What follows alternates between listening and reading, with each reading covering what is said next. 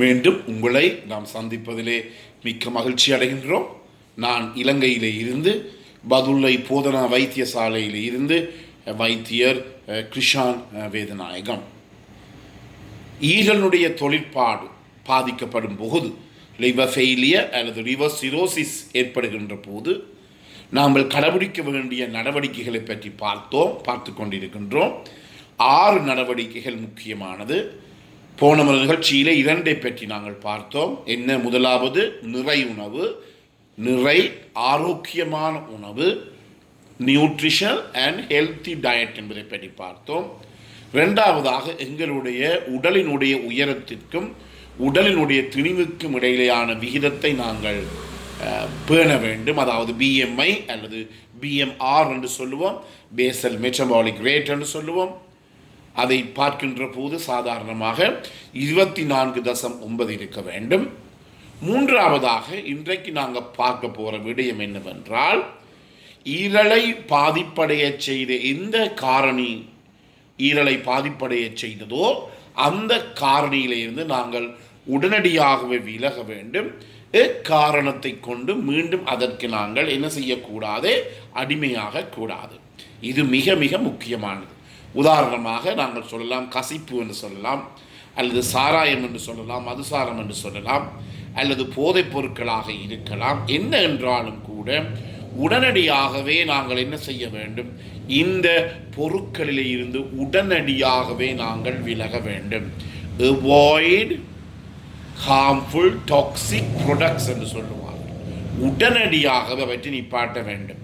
என்ன நடைபெறுகிறது என்றால், ஒரு நோயாளிக்கு நாங்கள் சொல்லுவோம், உங்களுக்கு ஈரல் பாதிக்கப்பட்டிருக்கிறது, எனவே உங்களுக்கு இறப்பு வந்துவிடும், மரணம் சம்பவிக்கும், உடனடியாகவே நீங்கள் இவற்றை நிப்பாட்டுங்கள். அவர் 2-3 வருடங்களுக்கு நிப்பாட்டுவார். ஆனால் ஒரு கல்யாண வீட்டுக்கோ அல்லது ஒரு செத்த வீட்டுக்கோ அல்லது ஏதாவது ஒரு உற்சவம் அல்லது திருநாள் விழாக்கள் நடக்கின்ற போதோ அவர் என்ன செய்வார்? அதிலே போய் ஒரு கொஞ்சம் குடிக்க தொடங்குவார்.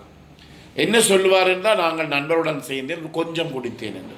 அப்படி கொஞ்சம் குடித்து பிறகு அதற்கு அடிமையாகின்ற தன்மையை நாங்கள் காண்கின்றோம். என்னுடைய மிக நெருங்கிய நண்பர்கள் கூட வெளிநாடுகளில் தொடர்பு கொண்டு, ஒரு 3 மாதத்துக்கு என்றால் நான் குடிக்காமல் இருப்பேன், ஆனால் திருப்பி குடிக்க வழி கேட்டால் 1 மாதத்துக்கு நான் வேலைக்கு போகாமல் வீட்டில் இருந்து குடிப்பேன். இதை நாங்கள் என்ன சொல்லுவோம் என்றால் அடிமையாதல் அல்லது அடிக்ஷன் என்று சொல்லுவோம். என்றபடியால் இந்த ஈரல் தொழிற்பாடு பாதிக்கப்பட்ட நோயாளிகள் இயலுமான மட்டும் இந்த பொருட்கள் கிடைக்கின்ற இடங்களிலோ அல்லது இந்த பொருட்கள் பரிமாறப்படுகின்ற இடங்களிலோ அல்லது இந்த பொருட்கள் பரிமாறப்படுகிற தருணங்களை அவர்கள் என்ன செய்து கொள்ள வேண்டும்? முற்றாக தவிர்த்து கொள்ள வேண்டும்.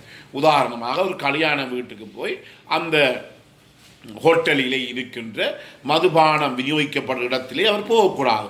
பார் அல்லது ரெஸ்டாரண்ட்டுக்கு போகக்கூடாது, அல்லது அவருடைய நண்பர்கள் சேர்ந்து இருக்கிற இடத்துக்கு போகக்கூடாது. என இவற்றை இயலுமான மட்டும் அவர் தவிர்த்து கொள்ள வேண்டும். எனவே இந்த யோசனை, உதாரணமாக இந்த யோசனை அவருக்கு அடிக்கடி வருமாக இருந்தால் அந்த யோசனையை வேறு இடங்களுக்கு அவர் மாற்ற வேண்டும். உதாரணமாக சமய சம்பந்தமான விடயங்களுக்கோ, கோவில்களுக்கோ, சர்ச்சுக்கோ அல்லது பள்ளிவாசல்களுக்கோ அல்லது விகாரைகளுக்கோ சென்று தன்னுடைய அந்த மாற்றத்தை முற்றிலுமே மாற்ற வேண்டும். அந்த எண்ணம் வருகின்ற போது வேறு ஏதாவது சிந்திக்க வேண்டும். உதாரணமாக பொழுதுபோக்குகள், உதாரணமாக சொல்லலாம், இந்த செல்ல பிராணி நாய்களையோ பூனைகளையோ வளர்க்கலாம், அல்லது வீட்டு தோட்டம் செய்யலாம், அல்லது பயிர் செய்யலாம், ஏதாவது செய்யலாம், அல்லது மீன் பிடிக்க செல்லலாம். இதில் பலவிதமான நல்ல விடயங்கள் இருக்கின்றது. எனவே இந்த குடிக்க வேண்டும் என்ற ஒரு தியானம் தலையிலே மூளையினுள்ளே வருகின்ற போது அந்த தியானத்தை வேறு பாதையிலே அவர் என்ன செய்ய வேண்டும்? திசை திருப்பான். அந்த தியானங்கள், மெடிடேஷன் மிகவும் உதவக்கூடியவை. எனவே பல இடங்கள் கூட உலகம் முழுவதும் இருக்கின்றது. எனவே அல்லது இந்த மதுபானத்திலே இருந்து விடுபட்டவர்கள் ஒரு ஸ்தாபனத்தை நடத்துகிறார்கள். அது ஆல்கஹாலிக் அனானிமஸ் என்று சொல்லுவோம், AA என்று. இப்படிப்பட்ட சமூக இடங்களுடன் சேர்ந்து அவர் பலதரப்பட்ட சமுதாய பணிகளிலே ஈடுபடலாம். ஒரு ரிட்டையர்டு ஆசிரியராக இருந்தால், ஓய்வு பெற்ற ஆசிரியராக இருந்தால் கஷ்டமான இடங்களுக்கு போய் பிள்ளைகளுக்கு படிப்பித்து கொடுக்கலாம், அல்லது பலதரப்பட்ட நல்ல விடயங்களை எல்லாம் அவர் செய்து கொடுக்கலாம். எனவே தன்னுடைய இந்த குடிக்க வேண்டும் என்ற எண்ணம் அவருக்கு ஏற்படுமாக இருந்தால் உடனடியாகவே அவர் வருகின்ற எண்ணத்தை வேறு பாதையிலே வேறு பக்கத்திலே அவர் என்ன செய்ய வேண்டும், அதை அவர் திசை திருப்ப வேண்டும். அவ்வாறு திசை திருப்புகின்ற போது அவர் மீண்டும் இந்த மதுவுக்கு அல்லது சாராயத்துக்கு அடிமையாகாமல் அல்லது போதைப் பொருட்களுக்கு அடிமையாகாமல் அதை நாங்கள் தவிர்த்து கொள்ளக்கூடியதாக இருக்கும்.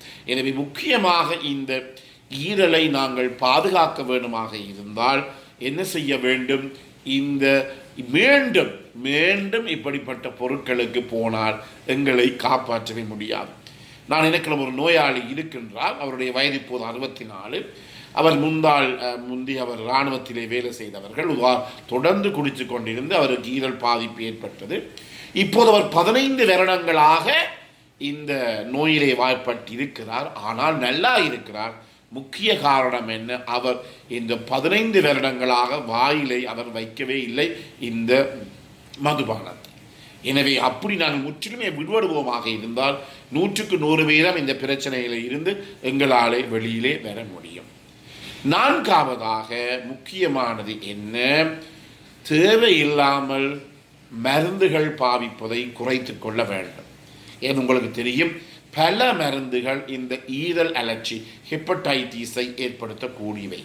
முக்கியமாக இந்த டிபி கசரோக வருத்தத்துக்கு பாவிக்கின்ற மருந்துகள், அதே நேரத்தில் HIV AIDS மருந்துகள், அடுத்ததாக ஃபிட் வலிப்பு அல்லது எபிலெப்சி என்று சொல்லுவோம், இவற்றுக்கு பாவிக்கக்கூடிய மருந்துகள், காக்க வலிப்புக்கு பாவிக்கக்கூடிய மருந்துகள் எல்லாம் என்னத்தை ஏற்படுத்தும், இந்த ஹெப்படைட்டிஸ் அல்லது ஈரல் அலர்ஜி ஏற்படுத்தும். அதே போல சாதாரணமாக நாங்கள் வீடுகளிலே பாவிக்கின்ற இந்த பாராசிட்டமால் மருந்துகள் கூட என்ன செய்யும், இந்த ஈரல் அலர்ஜி சாதாரணமாக காய்ச்சலுக்கோ உடல் வலிக்கோ போடுகின்ற இந்த பாராசிட்டமால் மாத்திரைகள் கூட, குடிசைகள் கூட எங்களுக்கு இந்த ஈரல் அலர்ஜி ஏற்படுத்தும். எனவே தேவையில்லாமல் வைத்தியரினுடைய ஆலோசனை இல்லாமல் எந்த மருந்துகளையும் பாவிக்க கூடாது, மிகவும் முக்கியமான.